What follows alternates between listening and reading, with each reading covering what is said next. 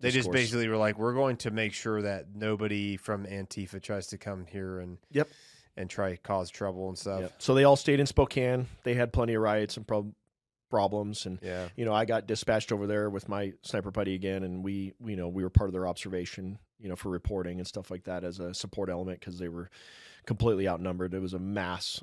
It was huge. It filled up a whole city park, in Spokane? Yeah, which is 30 minutes away. So it's like 30 minutes away. That's what they have. Geopolitical environment's way different than ours. Like our citizens all take the street with guns, and where's Spokane? They're just police are completely overrun, overwhelmed. People are taking over all the streets, marching around. Yeah. There's very little that could be done. So.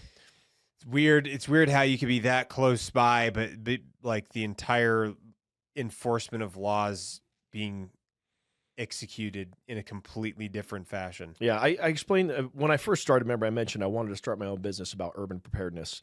Yeah, and one of the things that I learned in that time is that your level of security is based on the moral compass of the environment you're in. So if you have high moral standards in a community, and their belief structures are like yours or whatever, if they're high moral standards, there's less likelihood of civil discourse occurring. So again, geopolitical differences of how the left was running Spokane and the right was running Coeur d'Alene. So Idaho is obviously a Republican state. Washington's obviously a Democrat state. In Idaho, morals are different than what's going on in Washington. So Idaho is only one state. It's touching Washington state. Yeah, up in the Panhandle. That's so weird to think about.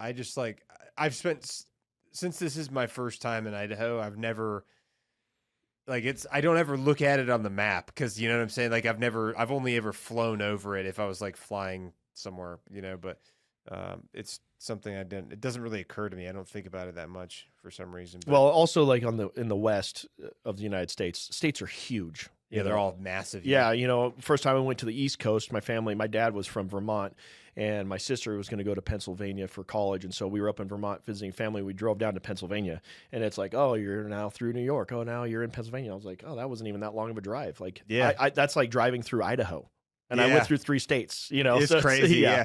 Well, it's like I drove, for example, I was in Colorado last month, and I drove 4.5 hours west to do another interview, and still in the same state. You drive 4.5 hours west from Maine, you drove through 5 states. Yeah. You know what I'm saying? There are 4 states or something. It's just a very different perspective on just, distance and stuff like that.